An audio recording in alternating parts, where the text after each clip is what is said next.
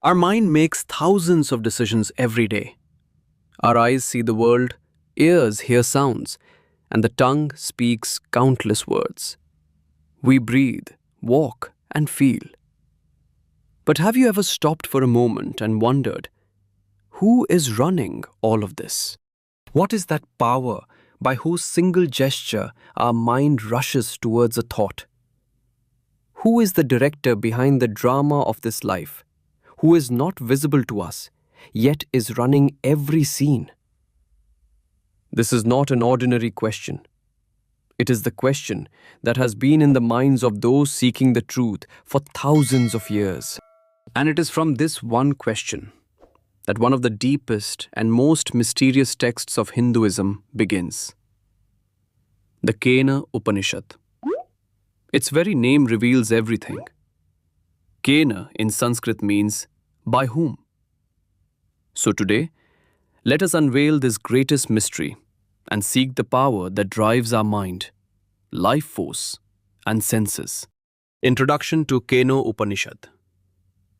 The essence of Vedanta and Upanishads. Welcome to all of you in our spiritual quest. The scripture we are about to delve into today is no ordinary text. It is part of the Talvakar Brahman branch of the Samaved and is known as the Kena Upanishad. The meaning of Upanishad itself is to sit with faith near the Guru and receive the knowledge that takes us from the inert to the conscious. That is, from darkness to light. The Kena Upanishad, instead of rituals, worship, or stories of gods and goddesses, directly addresses the fundamental question that arises in every human being at some point. Who am I? Who is running this world? This Upanishad is a dialogue between a guru and a disciple. A disciple who is amazed by all the workings of the world, wondering how this entire machinery functions so precisely. The eyes are seeing, the ears are hearing, the mind is thinking. But under whose command? Who is it that is energizing all these instruments? The great question of the Kena Upanishad. Self-knowledge and the knowledge of Brahman. Imagine, a curious disciple goes to his guru. He does not have any trivial question in his mind.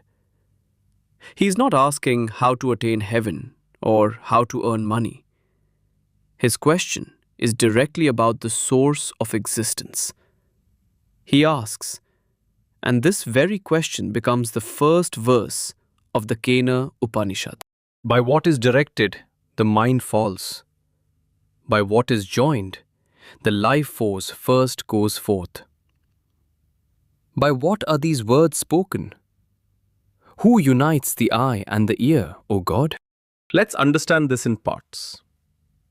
The disciple's first question is, by whose desire, by whose sending does the mind run towards its objects? Our mind does not stay quiet for even a moment. Sometimes it gets lost in memories of the past, and sometimes it worries about the future. Sometimes it dreams of happiness, and sometimes it fears sorrow. This mind is like a market where thousands of thoughts are shouting all at once. But the question is, who pushes this mind towards these thoughts? When you feel happy seeing a rose flower, then who sent the mind towards the rose? When you get angry hearing someone's bitter words, then who sent the mind towards that anger? We say, my mind. But is it really under our control? If it were, we would calm it whenever we wanted. But that doesn't happen. So then, what is that power that stands behind the mind? The disciple's second question is, by whose command does the primary life force perform its function? Prana does not just mean breathing in and out. It is the life force that keeps every cell of our body alive. Our heart is beating, blood is flowing, food is being digested. All these are the work of Prana. It is the same Prana that runs the body from the beginning to the end of life. But who has assigned this task to it? Who is the one telling this life force to keep the millions of complex processes of the body running continuously, tirelessly throughout life? Then the disciple asks further, by whose will does a person produce this sound? Think about how much power there is in the voice. With some words we can win someone's heart, and with some words we can start a war. The thought that is in my mind, I am turning it into voice and conveying it to you. This process is so complex, yet it happens so easily. Who is behind this? What is that consciousness that gives thoughts words and brings them out through the throat? And finally, the disciple asks, which Deva, divine power, connects the eyes to things and the ears to sounds? Who is that Deva, that shining power that links the eyes to objects and the ears to sounds? Our senses are like windows. The eyes see. But do the eyes themselves decide what to see? The ears hear. But do the ears have the choice of what to hear and what not to hear? No. They are just tools, instruments. Who is it that connects these tools to their function? That is, connects the eye to the image and the ear to the sound. This is not a question, but a series of questions that shake the foundation of our existence. It forces us to think that what we call the I, this mind, this body, these senses, are all just a machine. So then, where is the operator who runs this machine seated? The mysterious answer of the Kenopanishad, the depth of Advaita Vedanta. When a disciple asks such a profound question, the Guru does not give a straightforward answer, because this answer cannot be given by the intellect. It is something to be experienced. Therefore, the Guru points directly to that ultimate truth in the form of a riddle. The Guru says, the ear is the ear of the ear. The mind is the mind. The speech is indeed speech. And he is the life of life. The eyes are the eyes. The wise, having released attachment, become immortal beyond this world. That is, he is the ear of the ear, the mind of the mind, the speech of the speech, the life of life, and the eye of the eye. Knowing this truth, wise people become immortal by freeing themselves from the grip of the body and the senses. This answer is like a riddle. What does it mean for an ear to be an ear? It means that the power by which these ears are able to hear is not the ear itself. The ear is just a receiver. But the consciousness that knows the signal that comes to that receiver is the real listener. That consciousness cannot be heard by these ears because it is itself the power of hearing. Understand this with a simple example. Your eye can see the whole world. Mountains, rivers, stars, people. But can the eye ever see itself? No. To see itself, it needs a mirror. Just like that, the consciousness, the Brahman, which gives the eyes the power to see, cannot be seen by these eyes. It is the eye of the eye, the seer of the sight. The Guru explains this further. It is the mind of the mind. Our mind is a river of thoughts, emotions, and desires. We know our thoughts. I am angry. I am happy. But who is it that knows these thoughts? The witness of thoughts, that which observes the thoughts, cannot itself be a thought. Just as electricity spins the fan, gives light to the bulb, and heat to the heater. But electricity itself does not spin, give light, or produce heat. Electricity is the source of all these.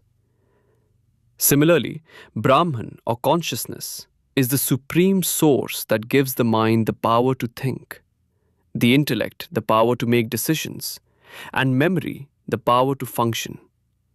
But it itself is none of these.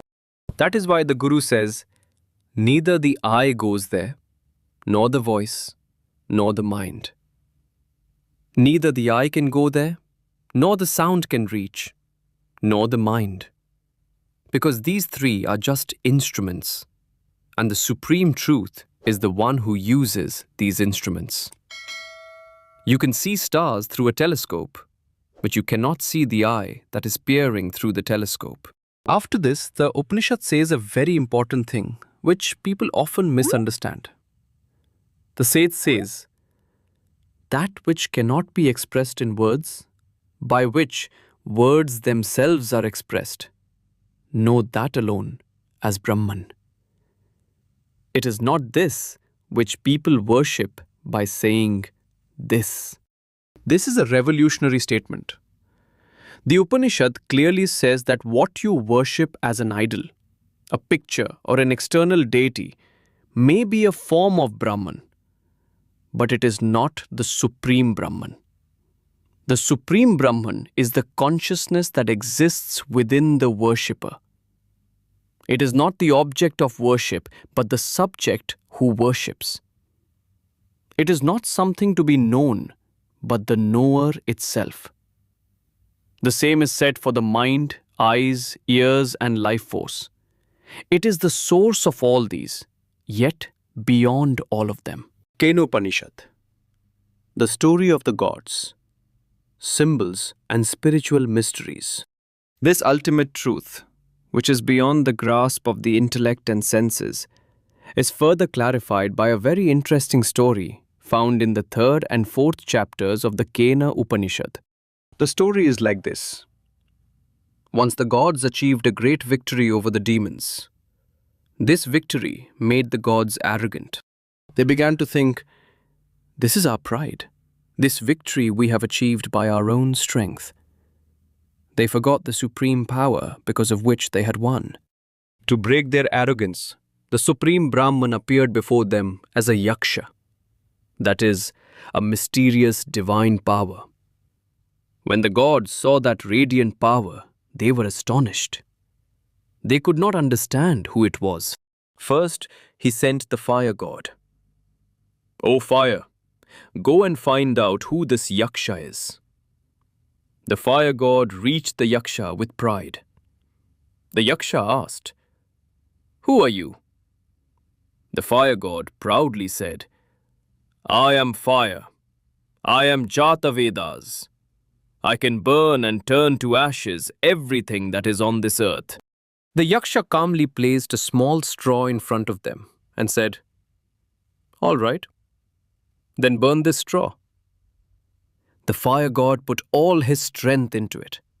Flames arose. Intense heat was generated. But they could not burn that small straw. Embarrassed, he returned to the gods and said, I could not find out who this Yaksha is. After this, the gods sent the wind god. The wind god also went to the Yaksha with great speed and pride. The Yaksha asked the same question. Who are you, and what is your power?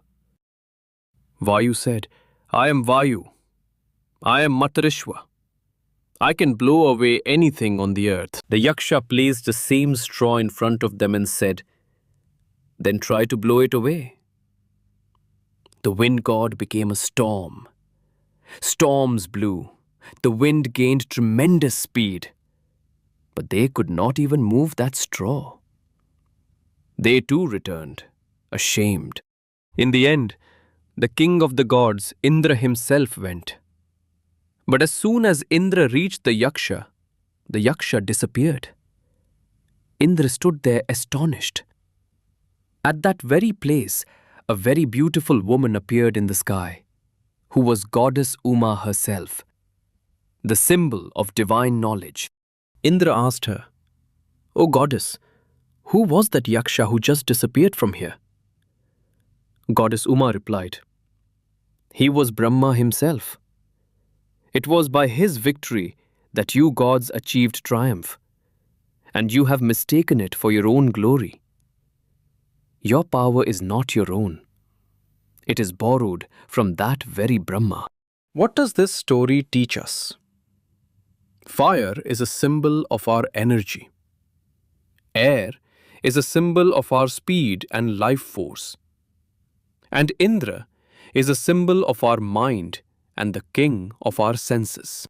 They are all very powerful, but their power is not their own. As long as the power of Brahma is behind them, they can move mountains. But if Brahma withdraws his power, then not even a straw can be moved.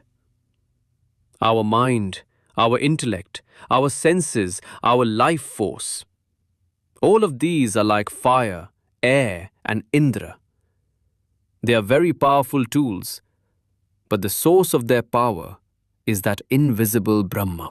Kenopanishad, the nature of knowledge. Self-knowledge, knowledge of Brahman, and purification of the mind. Now the biggest question is, if Brahma cannot be seen with the eyes, nor thought of with the mind, then how can one know him? Is it impossible to know him? Here, the Upanishad reveals another deep layer of knowledge. The Guru tells the disciple, "If you believe that I have truly known Brahman well, then you have actually known very little." This is another riddle. It means that anyone who claims to have fully understood Brahman with their intellect or knowledge is arrogant.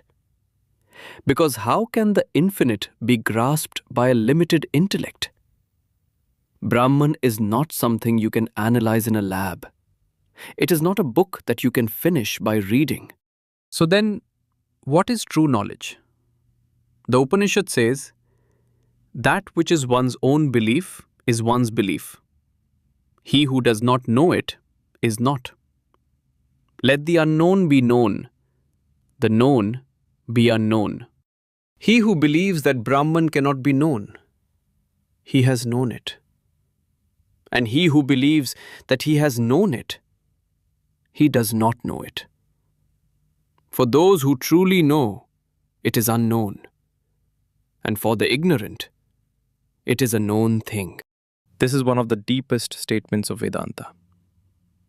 Its simple meaning is that when a seeker's intellect accepts that I cannot grasp the infinite with my small intellect, at that very moment, the ego dissolves. And as the ego disappears, the truth that was already there reveals itself automatically. This is not knowing about something. This is itself being that. This knowledge is like a flash of lightning. Just as lightning flashes for a moment in dense darkness, and everything becomes clear. Similarly, when the practitioner's mind is completely calm and free of ego, for a moment, they experience self-realization.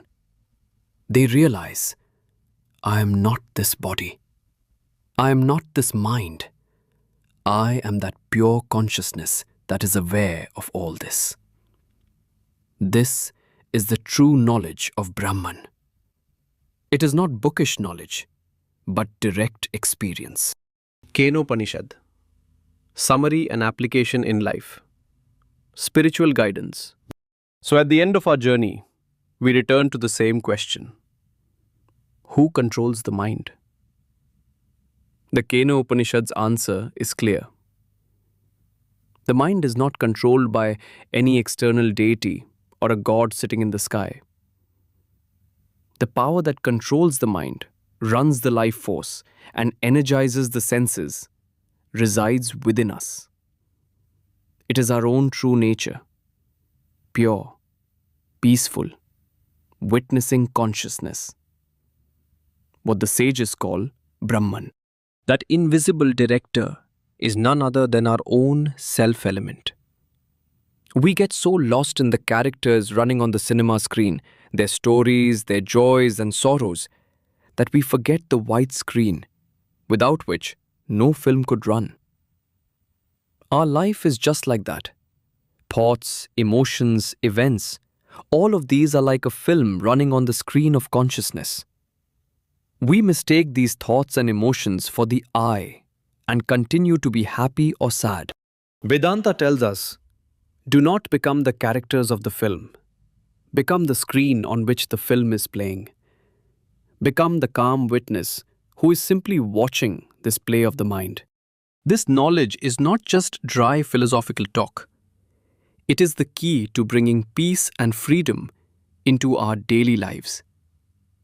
When you realize that you are not the river of thoughts, but the calm ocean that observes those thoughts, the waves of the mind cannot disturb you.